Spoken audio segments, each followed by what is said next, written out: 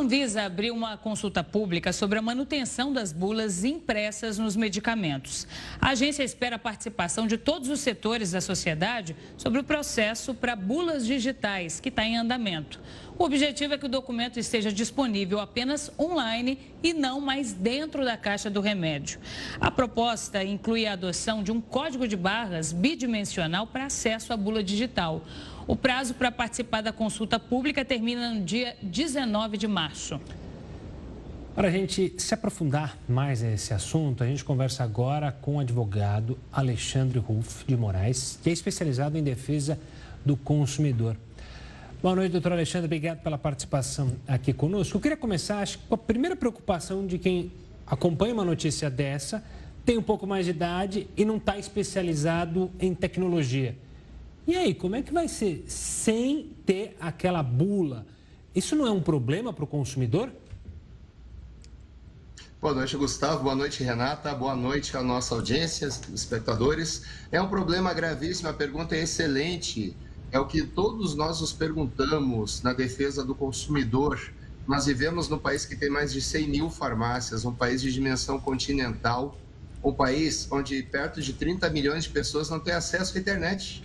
E a inspiração para esse projeto, que hoje a Anvisa procura regular a lei, foi numa simples consulta de um parlamentar a um cardápio de restaurante que também já está sendo abandonado em todas as cidades. Então, nós vemos com muita preocupação, é uma precarização do direito das pessoas ter acesso a esse documento, que é uma bula de medicamentos, que está sempre disponível, independente de plano de dados, independente de ter um celular muito bom, com uma tela muito grande, você abre a caixa de medicamentos e a bula está ali disposta. Doutor, muito boa noite para você. A gente está falando aqui da dificuldade de acesso, né, da bula digital, além das pessoas que têm dificuldade ali, a gente tem também mais de em torno de 28 milhões de brasileiros que não têm também um acesso regular à internet, né? A gente já tinha a bula digital sendo oferecida, mas sempre com o complemento da bula impressa também. Qual que seria a vantagem para o usuário nesse momento passar a oferecer só a bula digital? Qual que é a justificativa que está sendo apresentada nesse sentido? Então, não há vantagem, há um risco muito grande de oferecer a bula somente na modalidade digital, porque a única forma que está sempre disponível ao usuário é a forma impressa. Veja, Renata, a bula custa cerca de 6 centavos a unidade. Será que nós vamos colocar em risco a vida das pessoas retirando a bula impressa por 6 centavos uma unidade? Veja outra coisa, Renata, as bulas são feitas a partir de papel produzido em áreas de manejo florestal. Não tem uma árvore nativa derrubada para fazer celulose, para fazer papel, para fazer bula. Então, foram conversas criadas, histórias que favorecem, não sei a quais interesses, mas eu sei de uma coisa, não favorece o consumidor brasileiro. Não favorece aos mais pobres, aos afastados da lógica digital. Não é todo mundo que tem um belo smartphone com uma tela muito grande para ler uma bula. Sem falar, Renata e Gustavo, que recentemente nós tivemos apagões de energia em São Paulo, as mais importantes do país. Teve localidade que ficou 5 dias, 4 dias sem energia elétrica. As pessoas sem plano de dados, sem contato com as torres de comunicação, como iria tomar remédio? Tomar remédio é algo muito sério. Ninguém toma remédio por lazer. E a bula é a maneira segura de consultar as indicações, as orientações para uma senhora grávida, para quem está amamentando, ou mesmo, recentemente tivemos o carnaval, todo mundo queria saber se podia beber tomando medicamento e vai correndo para a bula. Abre rapidamente, está ali. Sem falar uma coisa, as formas de informação, elas têm que ser várias por todos os meios. Hoje, nós já temos as bulas digitais. A Anvisa possui um bulário. Quem quiser ver a bula só por meio do seu telefone, do seu computador, basta acessar o bulário e pesquisar a bula. Não tem problema algum. Acontece que muitas vezes nós vemos a pessoa que tem um aparelho entender que a realidade dela é a mesma realidade do país inteiro. Isso não é verdade. Doutor, a consulta pública termina no dia 19 de março. Quais são os próximos passos e quem toma a decisão de definir se vai ter a bula ou não após essa consulta pública? É a Anvisa ou passa por algum outro órgão?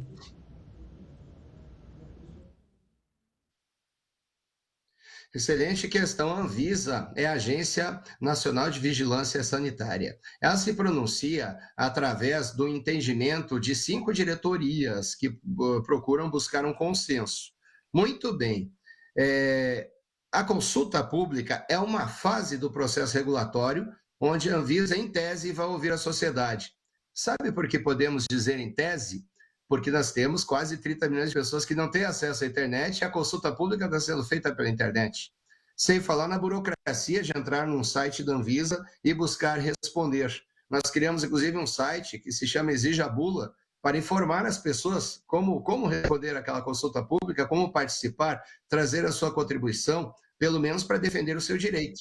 Então, este processo regulatório, que possui várias fases, vai se discutir tamanho da bula, tipo de bula, mas ele sim é focado em retirar a bula impressa e manter a bula, criar uma bula digital para remédios que nós não sabemos quantos, já que a lei diz que a Anvisa poderá escolher uma modalidade de bula. E olhando as perguntas feitas na consulta pública, nós já notamos um direcionamento, que é para retirar a bula impressa. Nós não podemos admitir. As pessoas precisam se informar dos seus direitos, defender os seus direitos. Quem entrar nesse site Exija a Bula vai ter toda a orientação, tem usuário nas redes sociais, é só escrever Exija a Bula, que vai encontrar. E vai entender que é muito mais garantido você ter a bula digital, que já existe hoje, não precisaria inventar a roda, e também ter a bula de papel, à mão, a qualquer hora do dia, a qualquer hora da noite, independente de ter um celular, independente de ter um plano de dados, independente do local em que esteja, você tem acesso à bula impressa. É muito mais seguro. Doutor, só para a gente esclarecer para quem está acompanhando, a ideia é que isso valha para todo tipo de medicamento, medicamentos controlados também, e no caso da pessoa não ter um acesso, não conseguir acessar a bula digital, ela poderia solicitar a bula impressa na farmácia? Pois é, esse plano regulatório serve para responder esse tipo de questão e nós já ouvimos diversas, com todo respeito, falácias. Nós temos 100 mil farmácias. Eu vou colocar um computador, uma impressora em cada farmácia. Eu pergunto ao nosso espectador, hoje, quando ele vai comprar o remédio mais simples possível, quantos minutos ele leva na farmácia? Até ele informar os seus dados, muitas vezes o seu plano de saúde, muitas vezes o seu CPF. Escolhe uma cartelinha de medicamentos, vai até o caixa. Isto passa de 10 minutos, muitas vezes. Agora eu pergunto, será que se ele tiver que voltar, pegar um totem para imprimir a bula dele, ele vai ficar? Então, esta argumentação é uma forma de fragilizar os direitos das pessoas, principalmente os mais carentes. Nós não podemos tolerar esse tipo de coisa. E sim, a Anvisa pode determinar o tipo de medicamento que ela vai escolher numa modalidade de bula.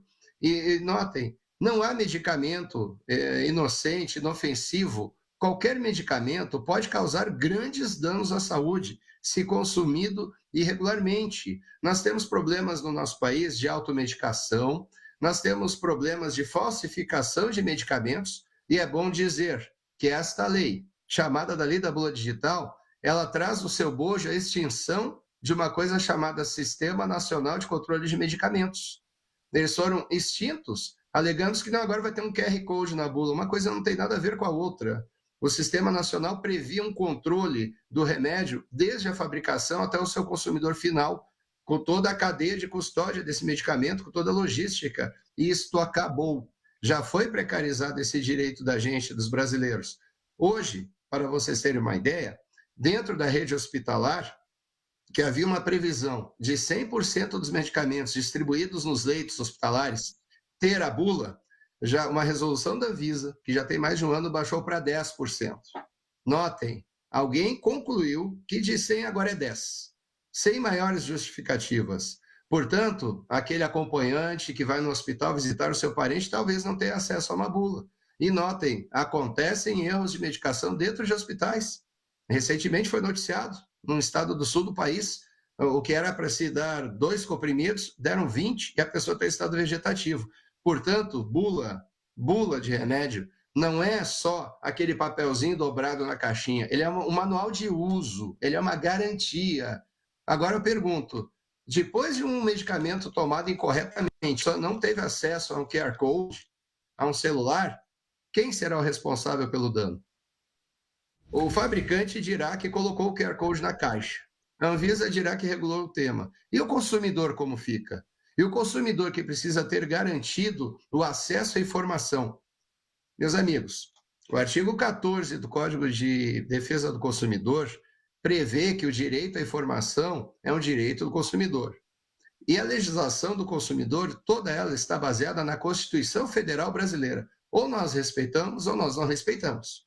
Nós não podemos relativizar com argumentos pífios, como esse de, não, é uma modernidade. Onde você tem 30 milhões de pessoas que não têm acesso, que modernidade é essa?